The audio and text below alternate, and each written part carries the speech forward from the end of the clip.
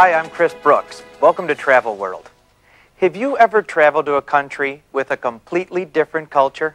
If you have, you probably know what culture shock is. It's a feeling of confusion you get from suddenly being in a new environment. The traditions and customs may seem strange. Expectations are different. You don't know exactly what you're supposed to do. You may even be a little bit afraid of making a mistake. In time, you get used to everything. But when you get home, you often have some interesting and perhaps humorous stories to tell about your cross-cultural experiences. Today, we're going to Latin America to meet some people who've traveled abroad and hear about their experiences crossing cultures. First, let's go to Brazil.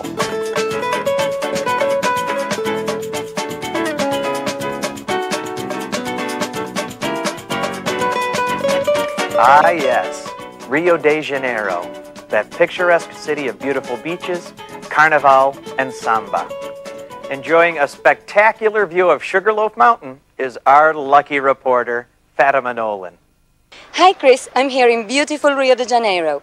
Like everywhere else in the world, people here like to travel abroad and have some interesting stories to tell. Let's talk with some of them.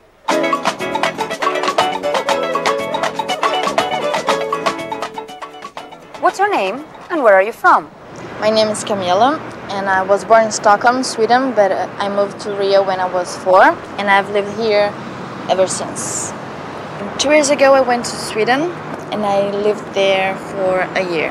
What did you notice that was different? Well, the first thing that I noticed when I got to Sweden was how people greet each other. It was completely different because here in Brazil we kiss on the cheek and they shake hands.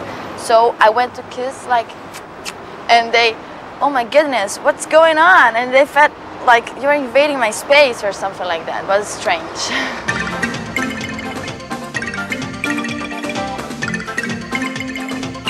What's your name and where are you from? My name is Monica and I'm from Brazil. And where have you traveled? I went to Japan and I lived there for 6 months. Is there anything that surprised you when you went to Japan? Well, you know, there are a lot of earthquakes in Japan. And one thing that surprised me was that people stayed very calm during an earthquake. And I guess they are accustomed to them. Do you think people would react differently here in Brazil? Well, I think here in Brazil, if we had an earthquake, people would get very frightened and would run away. Hope your next cross-cultural experience is a good one. This is Fatima Nolan from Rio de Janeiro. Back to you, Chris. Thanks, Fatima.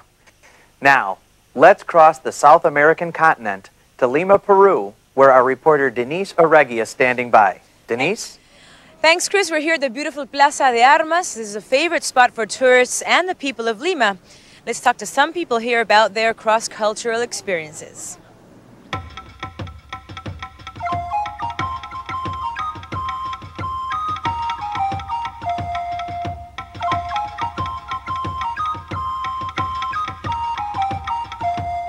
Hi, what's your name and where are you from? I'm Sally Jacobo. I'm from the Philippines, but I've been living here since 1986.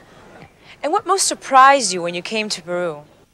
What most surprised me upon coming to Peru was the public display of affection, because in the Philippines, couples don't kiss in public. And I feel really uncomfortable when I see these things, you know, and sometimes I feel embarrassed in such a situation. And, you know, in the Philippines, whenever we are on the streets, we are in public, it is not really acceptable to kiss in public.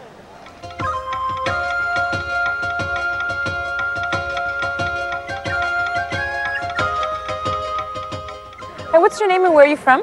My name's Andrew and I'm from the United States. Have you noticed any difference in the way people do things here in Peru? Yeah, one thing that I've really noticed is the public transportation system is really different. Because here, the bus system is private. And so there's all these people trying to get you on their bus because the way they make money is by getting as many people as possible to get on their bus. So the whole time they're yelling, "Get on my bus, get on my bus." And sometimes it's not the bus that you want to be getting on. This is Denise Arregui here in Lima, Peru. Back to you, Chris. Thank you, Denise. Now reporter Hilary Garcia is standing by in Mexico.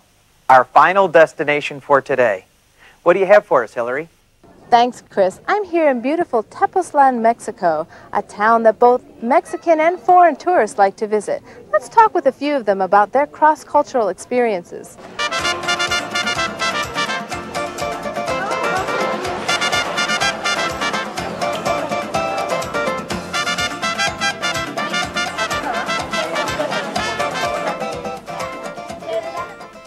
What's your name and where are you from?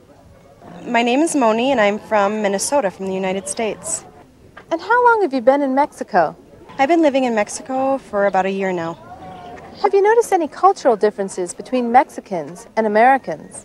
Yes, I have. I teach English, and at the school that I work at, Mexican women tend to dress more professionally. High heels, nylons, makeup, hair in perfect order, and we Americans tend to dress more casually in jeans, tennis shoes, t-shirts.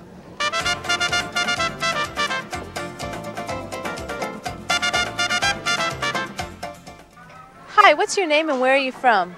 My name is Delfino Valdez, and I was born in Reynosa, Mexico, and now I live in the United States. Tell us about your cross-cultural experience. I am married to an American woman, and she was making me lunch one day, and she brought me a soup and a sandwich. Once I was done with it, I said, "Okay, honey, where's the rest of it?" And she said that was it. Well, it is customary in my culture to have a huge meal in the middle of the day, with the beans, the rice, meat. So needless to say, I was very surprised. This is Hillary Garcia in Tepoztlan, Mexico. Back to you, Chris. Thanks, Hillary, for helping us cross cultures. Next time I'm in Mexico, I'll remember to bring a big appetite when I'm invited to lunch. And we hope we've given you something to remember the next time you go abroad.